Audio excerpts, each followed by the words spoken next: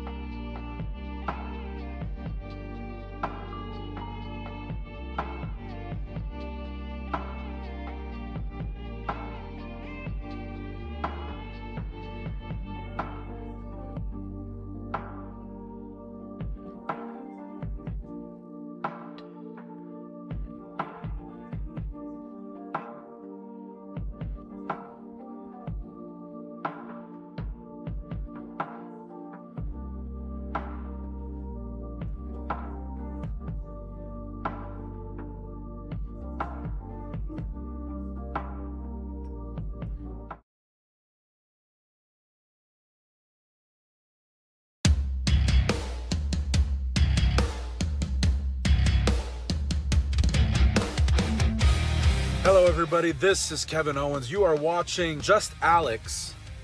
You're gonna watch him review some wrestling. He's gonna tell you what he thinks about it. He's gonna tell you what he likes. He's gonna tell you what he doesn't like. He's gonna tell you who he likes. He's gonna tell you who he doesn't like. He's gonna say a bunch of stuff.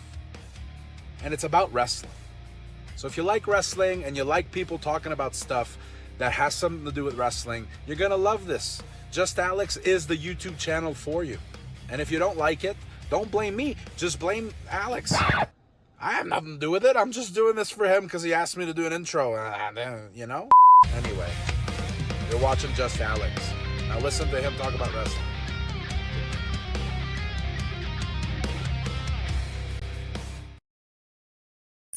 Login complete. Welcome to Alyx's world.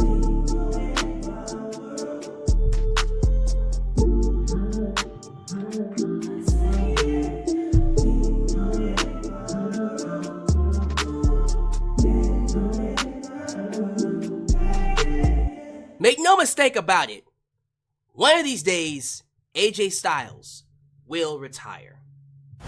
It's just not tonight. Because he got a lot left in the tank. Welcome to Alyx's world, a safe space for wrestling fans like you. I'm your host, Alex, and this is my WWE Friday Night SmackDown post-show review, ladies and gentlemen. It's one of those things where the nostalgia side of me really loved what he saw tonight. But when you think about it for even just a millisecond, the fact that when Mark Henry did this legendary fake retirement attack on John Cena in 2013, which I'm aging myself, but I was there. I did watch it live. The pink suit, live on Raw. I did talk about it. And he attacked John Cena. Legendary moment. Part of the reason why he is in the Hall of Fame now. And he hit John Cena with that one line, "I got a lot left in the tank." But when you look back on the idea that, wasn't Cody Rhodes around during that time? Matter of fact, wasn't he literally backstage while that happened? So he saw Mark Henry do this exact same stunt to John Cena.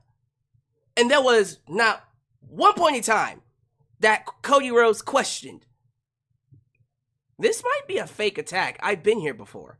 Because I can't be the only one that saw this coming from a mile away. As soon as I saw AJ Styles backstage in Nick Aldis's office in that big ass suit, I said, are we gonna do a Mark Henry retirement attack?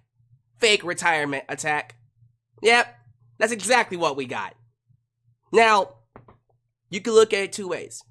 You can look at it from the standpoint of, hey, we're doing AJ Styles versus Cody Rhodes again, part 2, at Clash at the Castle. Cody will win, but at least there's now heat behind it. AJ Styles knew that he could not take the right way, go the right route to get to the top.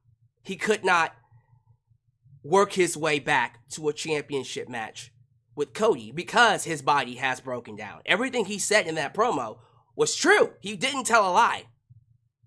He just misdirected everybody. So instead of doing things the right way, he took the shortcut way, and that was to attack Cody and make Cody give him that secondary championship shot. Now, usually, if you're going to do this, I would be very adamant that that person wins. And that's what bothers me about all of this in terms of AJ Styles and Cody Rhodes. It's not the fact that he even went this far, it's that I know that AJ is going to lose.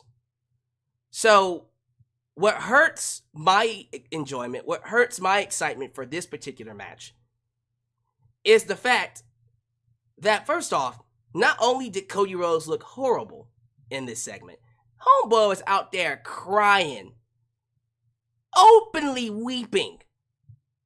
What did we say? What have we been talking about on this channel about Cody Rhodes crying? Quit crying, Cody. Quit. You look bad every single time he cries. We get it. He's an emotional person. He has a heart of gold. That's fine. But when you're inside the ring, I'm going to need the waterworks to stop. Because it's a bad look.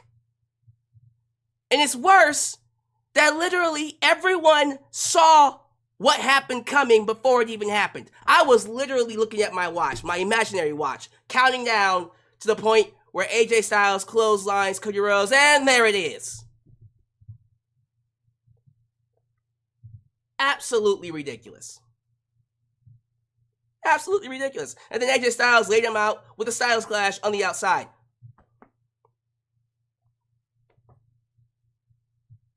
You can't sit here and tell me that did not make Cody Rhodes look very bad. Very incompetent. Like he didn't see that coming. Everybody, even Stevie Wonder, saw that ending coming. At what point in time did AJ Styles give you, at any point, what indication did he give you that you can trust him, that he can be trusted, that you can trust him? None. So, in my opinion, Cody Rhodes got exactly what he deserved. He got exactly what he deserved, and I'm hoping they have something planned for AJ after this feud with him, because it sucks that you're putting him in another championship match at Clash, I'm assuming, and we all know it's not going to end with a championship victory. It's just not. But it's something to hold Cody over until The Rock comes back, right? That's what happens when you overbook somebody and make them too strong. So now I have no inkling at all that AJ is gonna beat Cody. He's not. He should. I would love for him to get that championship run, at least until, I don't know, maybe you can have him hold it until SummerSlam and then drop it back to Cody, which is not going to happen. I would have loved that, but I'm asking for too much.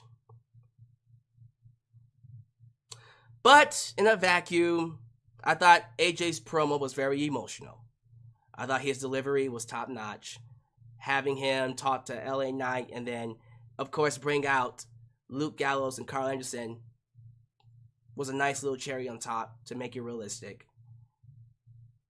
But I'm sorry, like, when it's all said and done, looking back on it,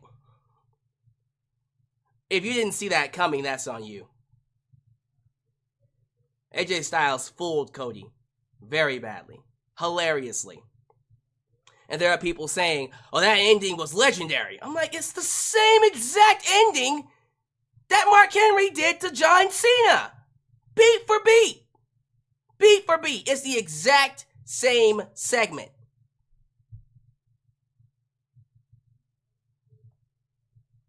Nostalgia, loved it. But me as a fan now, I'm thinking, what did that do other than set up a rematch and make Cody look bad?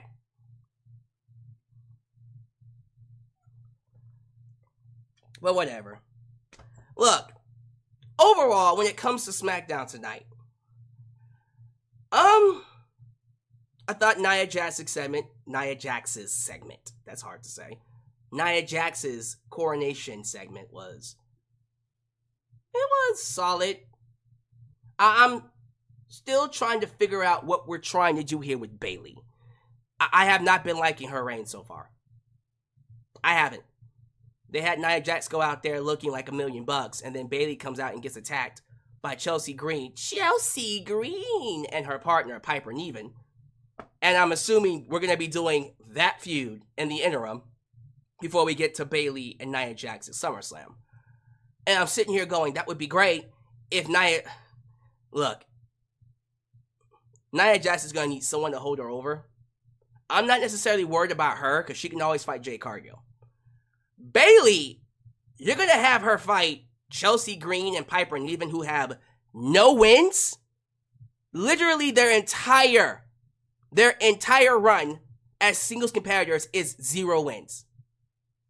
And that's the problem with the roster. And I don't even think this is Triple H's fault. I just think this is a problem that the WWE has to deal with.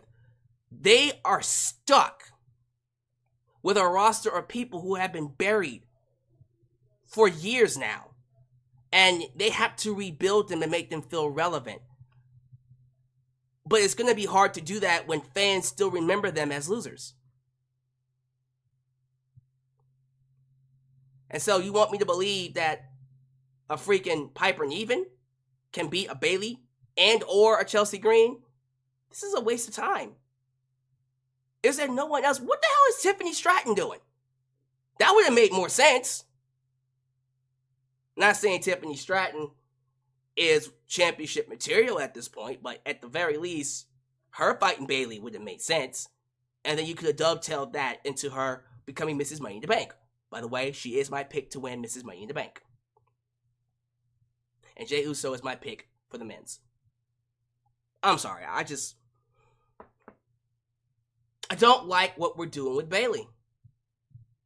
They gave her a great storyline and a great match at WrestleMania with Damage Control and Io Sky, and then following it, they have nothing for her. Nothing. I'm at the point now where I'm like, man, screw waiting until SummerSlam. Just put the belt on Nia Jax now. You built Nia up as a monster. At this point, she should squash Bayley. I'm just being honest, man. We got other matches to talk about as well. They're building to that tag team feud between DIY, Austin Theory, and Grayson Waller. Grayson Waller, let the cat out of the bag. Said the quiet part out loud when he said that Austin Theory is benefiting from the Grayson Waller rub. He ain't lying. LA Knight, yeah, finally put out the challenge to Logan Paul for his United States Championship. Andrade El Idolo is courting with Legado del Fantasma. And, of course, we got more stuff with the Bloodline. Solo Sikoa's Bloodline. And Paul Heyman putting up that SOS to Kevin Owens. He is in SOS mode. Help me. Someone please help me. So we're going to talk about all of that tonight. Thank you all for joining me for this live SmackDown review. I would like to get your thoughts on the show. Give me your grades. Give me your opinions in the live chat. We will look at them in just a hot second. But let's go ahead and give the plugs to the shout outs. We already talked about the partnership. The partnership, Mint Mobile. Ladies and gentlemen, tonight is the last night to sign up for Mint Mobile and get you 6 months of Paramount Plus. So within 3 hours, if you sign up for Mint Mobile, $15 a month, you will get 6 months free of Paramount Plus. That means you can watch South Park, the latest episode of South Park, for free. Technically not for free because you're paying $50 a month. But you know what I mean when it comes to Paramount Plus. That's free. That's a strong deal. You don't have to change anything. You don't have to get a new phone. You don't have to change a SIM card. You could literally just switch between your services if you sign up for it. So the link to that is down below in the description. But also, if this is the first time you're watching me, do me a solid favor. Like the video, subscribe, and click that bell to catch all my content when it comes out. Wow, you're at it. Help expand the brand by doing the following things. Join the membership. Click that join button and get the opportunity to request a video of your choosing, whether it's a live reaction, a hot topic, or a review, past, present, or future. Also, don't forget to give thanks. Hit that super thanks. If you would like to donate after the fact, you can also like me on Facebook, follow me on Twitter at just Alyx Central. Give me a follow on Instagram, give me a follow on Spotify, give me a follow on Cameo, give me a follow on Threads, and give me a follow on TikTok, for I am the tickest of the talkest. Donate using PayPal, Patreon, Cashapp, Venmo, and yes, Super Chats are officially on. You can donate at any point in time during the broadcast. To get your thoughts played live on the air, email me at justalyxsworld@gmail.com for business inquiries, just to say hi, and please get yourself a t-shirt today at Pro Wrestling Tees and Teespring. Get you an old school Deluxe Man t-shirt, get you a new school Alex's World t-shirt, but most importantly, get you a blonde hair, blue eyes, apple pie. My America, the remix t-shirt made by It's Janox and Firestar Heart. All this down below in the description box. Keep this in mind. Blonde hair, blue eyes, apple pie t-shirts are going away. By the time we get to SummerSlam, we will have a new lineup of t-shirt designs. And we will be retiring, legit retiring, blonde hair, blue eyes, apple pie. So for a limited amount of time, get you a blonde hair, blue eyed apple pie t-shirt while it's still on the shelf. Get it now before it's too late. What's going on, people? Good to have you all here. Let me give a quick shout out to the moderators. Ultra! Shine Nice and Firestar Heart, Elias, a demon, New Japan Pro Wrestling Girl, Khalil does everything, excuse me, just hit the microphone because they help keep this a safe space for wrestling fans like you. Also, Be sure you like the video. The more you like the video, the more opportunities I will be given to be recommended here on YouTube. So boost that algorithm by hitting that like button. Very special happy birthday to Adam Ritter, whose birthday is tomorrow. Happy birthday to you, who's going to be 32 years old. Well, happy birthday. Happy birthday to Adam Ritter. All right, let's see who's in the live chat. We got super chats, by the way. Get your super chats in. I see Sean Swaby. Baby! Sean Swaby in his house. I see Dulcie Chatham. I see Shaw Yisrael. I also see OPEC. Good to have you here, Mr. OPEC. JJ, who let the dogs out? Who let the dogs out? Aaron Teagle. I think I see Joker from Persona 5, the Black Nostalgia Nerd. I want to say hello to John Beal II, Joe Arredondo, Monaco 42. He says his birthday was on the 28th. Well, happy belated birthday. And last but not least, Shadow Star. And I'm sorry if I forgot to mention another moderator, one of my personal favorites, Highway Dealing Danger. Before I forget. Thank you all so much for joining me. We're going to go ahead and move on quickly. I'm trying to get this review out of the way because I got somewhere to be. So, SmackDown tonight held. And I want to get this town right. And I want to give you guys misinformation. From Albany, New York. And the MVP, the Montel Vontavious Porter. I'm kidding. The MVP Arena. And they packed that sumbitch out. As they would expect to. It was a full crowd. Great audience in Albany, as you would expect. They opened with the coronation of Queen Nia Jax. She makes her entrance to boos. But I'm not gonna lie. When she put on that crown, she looked good. She looked very good. She looked really, really good in that crown. She tells people, let's get the facts straight. She's the queen of the ring. She gets a title shot at SummerSlam. And she commands Bayley to address her in her presence. Now, out walks Bayley, and instantly she's attacked by Chelsea Green and Piper Niven. They just lay her out. Like, completely lay her out before she gets to the ring. And then Piper Niven steps up to Nia Jax. And Nia Jax says, look here, I don't care who's champ. Just know by the time we get to SummerSlam, that belt's mine. The belt is mine. The doggone belt is mine. She goes backstage to meet Mia Chan, excuse me. Mia Yim talking about AJ Styles' retirement. We'll talk about that in a second. And then Nia Jax steps up and goes, why are we talking about AJ? I'm the queen. Why aren't you talking about me? And then she just pretends Mi Chan is a little kid or a fly in the wall. Like she doesn't exist. Mi Chan stuck her chin up. Because Nia Jax is taller than her. She's like, what you gonna do?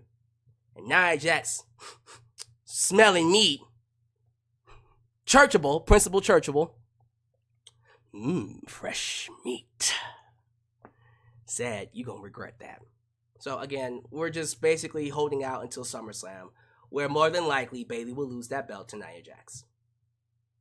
Again, like, I'm sitting here trying to figure out, what are we doing with Bayley?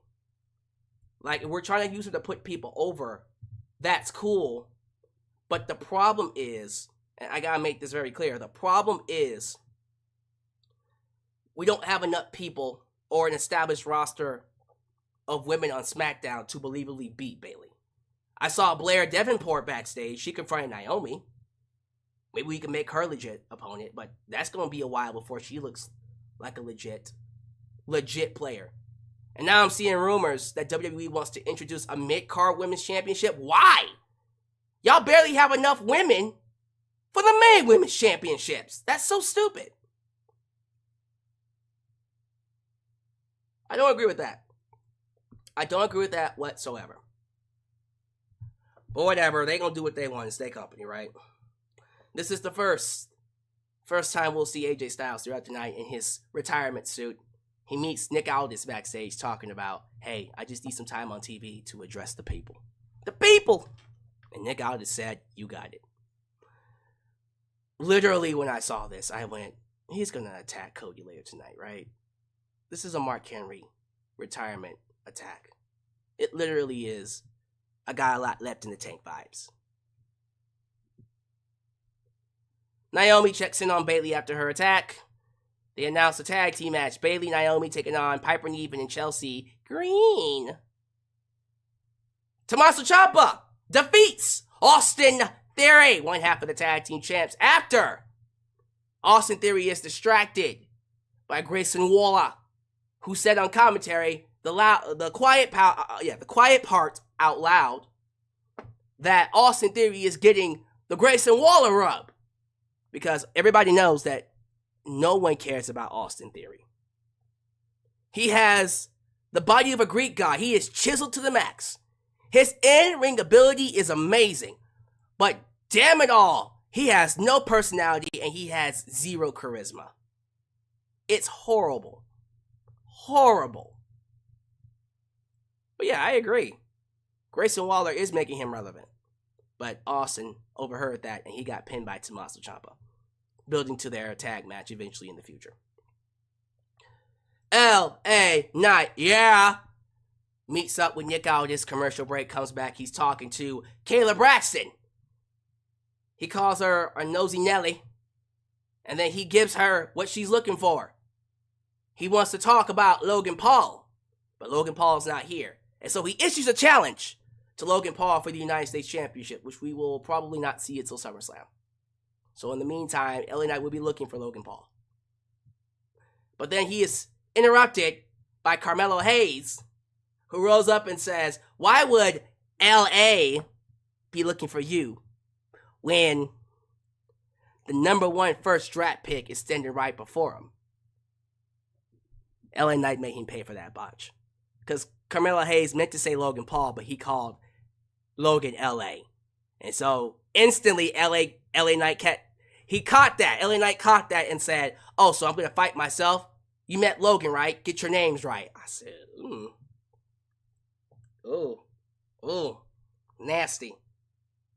So they're going to be continuing that feud. But the recovery from Hayes afterwards was nice. It's just that botch was nasty. And you know LA Knight's going to make him pay for it, as he should. Legado del Fantasma's Angel Garza meets with Andrade El Idolo to recruit him.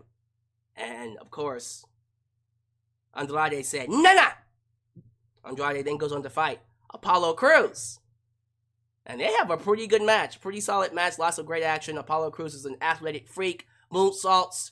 Of course, shooting star presses. All kinds of stuff.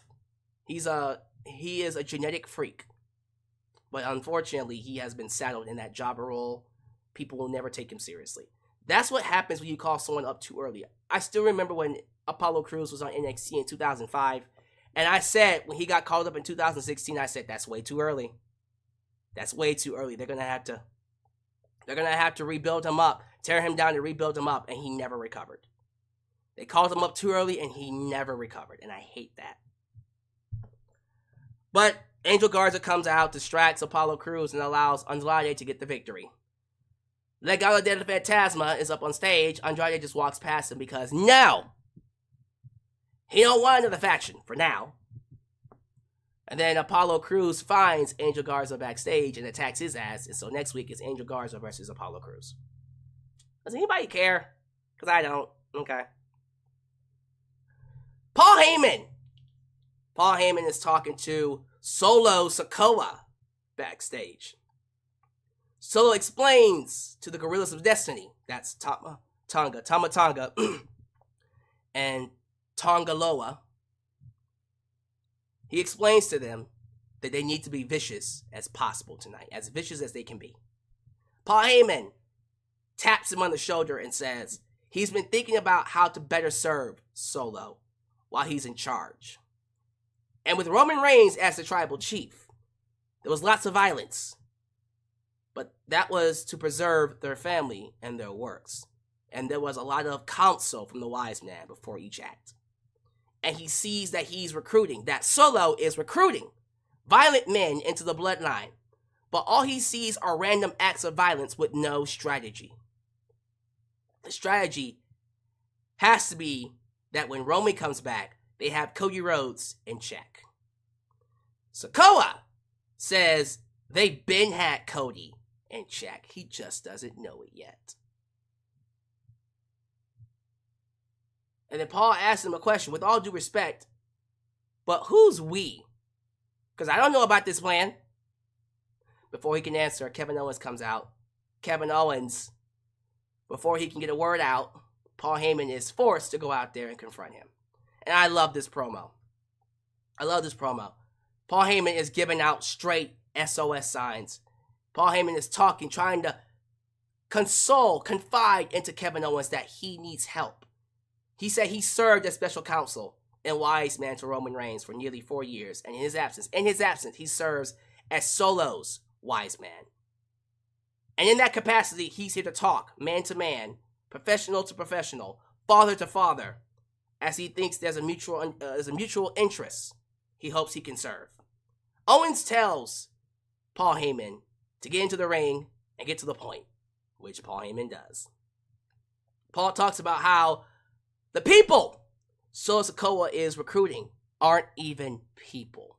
They're bloodthirsty, sadistic thugs who are looking for any excuse to take him out. And that's bad for WWE. Paul likes Kev in WWE. The fans love him in WWE. And if he keeps calling out Solo, there's going to be something really bad that happens to Kevin. He begs Kevin to back off. And Kevin asks, this is where Kevin Owens gets into that fight spirit. He asks, why'd he trust anything he's saying? And this is all just him pulling strings. How does he know that this isn't just him pulling strings? He went from Brock to Roman, and who's the next cash cow? Solo. He recounts his history with the bloodline and says these guys aren't the real bloodline. It's just Solo and 2 guys, and he's keeping fighting until he can kick out. He doesn't want nor need Paul's help. And a devious grin plays across Paul Heyman's face. He says maybe he's not trying to help him, just saying to save him. Paul Heyman is looking to be redeemed. He's looking to be saved. They met each other's kids, and maybe, just maybe, he's trying to redeem himself. He gets real fired up and mocks the notion that he has some visionary plan here. And he's so pissed off why no one won't believe him. And then he accidentally smacks Kevin Owens with the microphone. Kevin Owens gets rightfully so pissed off. And then the bloodline comes out, only for the Street Profits to meet alongside Kevin, and then they brawl. I love this. Paul Heyman sold this like $1 million. He understood the assignment. The assignment was to make the bloodline look like the most dangerous act in the world. And he did an excellent job with that. Because Paul Heyman basically said, look, y'all don't understand. I want out, but I can't leave because these sons of bitches are fucking crazy. Help me. Help me. Screaming for help, but because it's Paul Heyman, no one can trust him. He's trapped. And I doubt anyone wants to save him. Which is sad. The Guerrillas of Destiny took on the Street Profits. This is the first time the Guerrillas of Destiny have wrestled as a tag team in WWE. Match was good. As you can imagine, it was to get the Bloodlines team over. I love that throughout the match you see Tonga Loa no-selling attacks, completely taking shots to look like a monster. And you had Tama Tonga being that absolute rapid dog. Nice contrast in personalities and styles. When it was all said and done, the Street Profits fell to the Guerrillas of Destiny because the bloodline is just too goddamn strong. Bianca Belair and Jade Cargill end up meeting Indy Hartwell backstage. Indy Hartwell says that Candice LeRae hurt her knee in their match at King and Queen of the Ring. And apparently, Jade Cargill is going to take on Indy Hartwell next week. Alright. I'm still waiting on Jade Cargill versus Nia Jax. That would be nice. Just saying. Tag team match. Bayley and Naomi versus Chelsea Green and Piper Niven. This match went a little too long for my liking. It went past a commercial break. That should never be happening. Are you serious? Well, I'm going to shock you with this. Piper Niven and Chelsea Green did not lose. Hello? Did you hear me? Piper Niven and Chelsea Green did not lose. They did not lose. They beat Bayley and Naomi. Guess who took the L? Naomi. Because why not? Again, I hate it. I hate it, man. I hate that we're booking both Naomi and Bayley like this, but I get it. We're trying to hold her over until SummerSlam before we get the belt to Nia Jax, but we gotta do a better job of this. Can we at least do a better job? And then the final segment, the segment you've all been waiting for, the retirement of AJ Styles. Psych! We see AJ Styles backstage. He's walking past LA Knight. Yeah, LA Knight said if it's true, respect. He walks past Cody, whispers in his ear. He whispers something in his ear. Walks past the Good Brothers.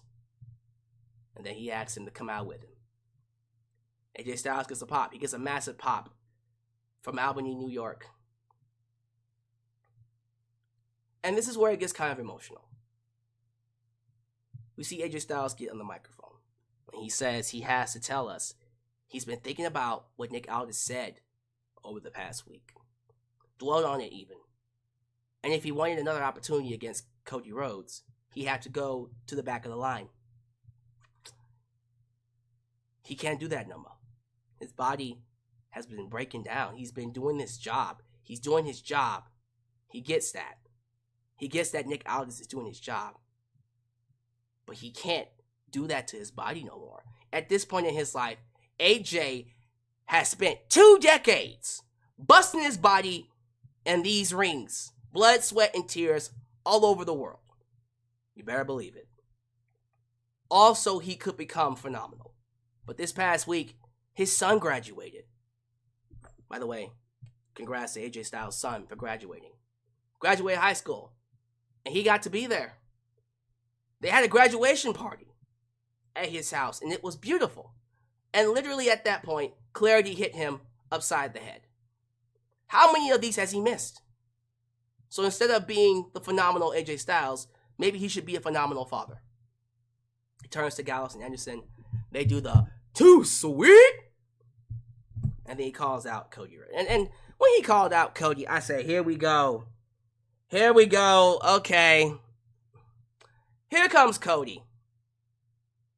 And before Cody could speak, AJ continues and says before he came out here to do what he's going to do, foreshadowing, he wanted to look Cody in his eyes, thank him, and say he had one of the greatest matches at Backlash in France.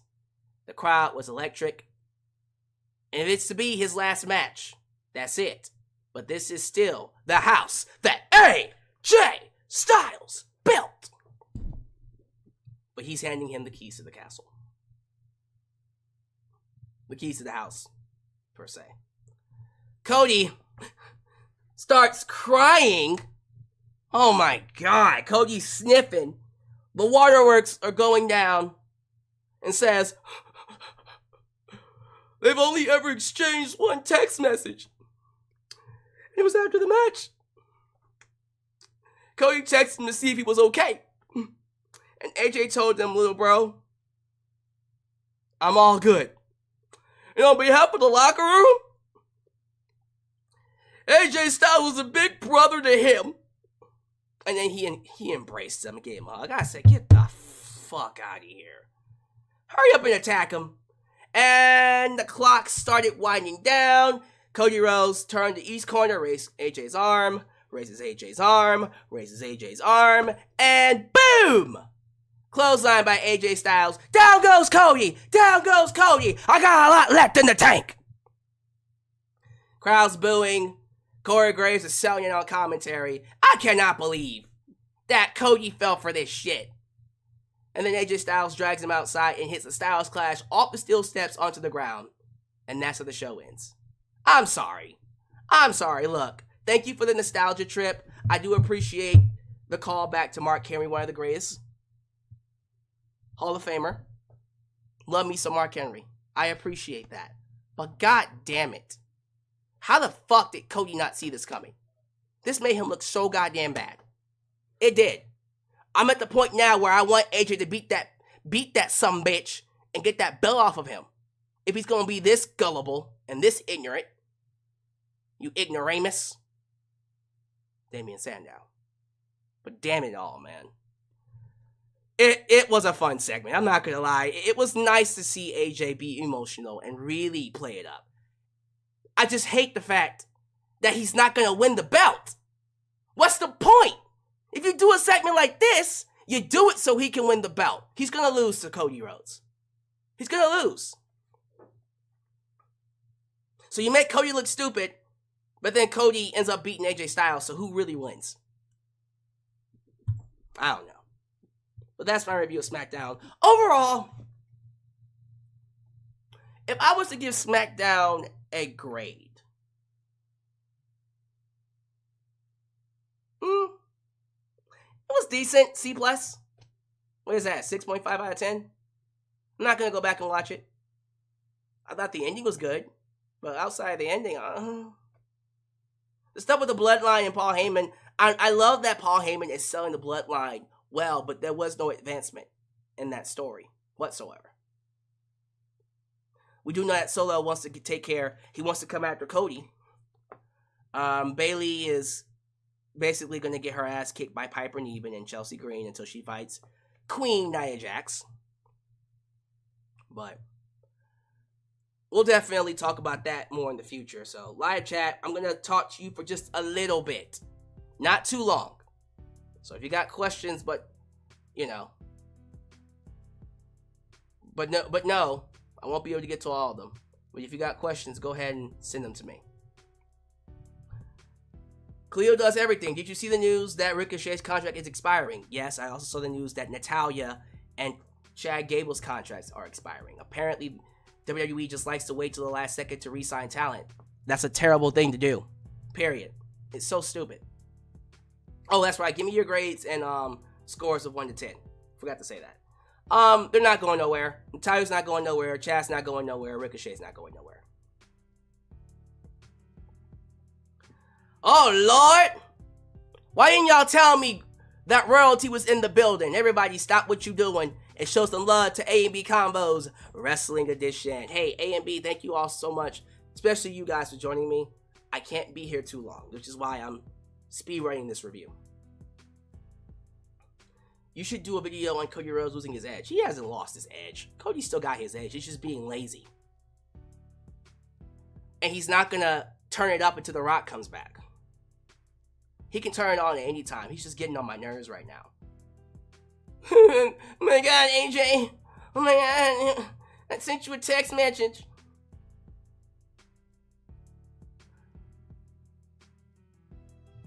Let me see here. Yeah, Paul Heyman was waving that red flag big time. He's like, save me! Everybody save me! You saved me. You saved me. You saved me. That's what he's going to be saying to Roman Reigns. You saved me. Main roster women's division is still struggling despite the good story between Bayley and Damage Control. Yeah, because they haven't been building up any of the other women. They're getting TV time, but they're not building them up with stories.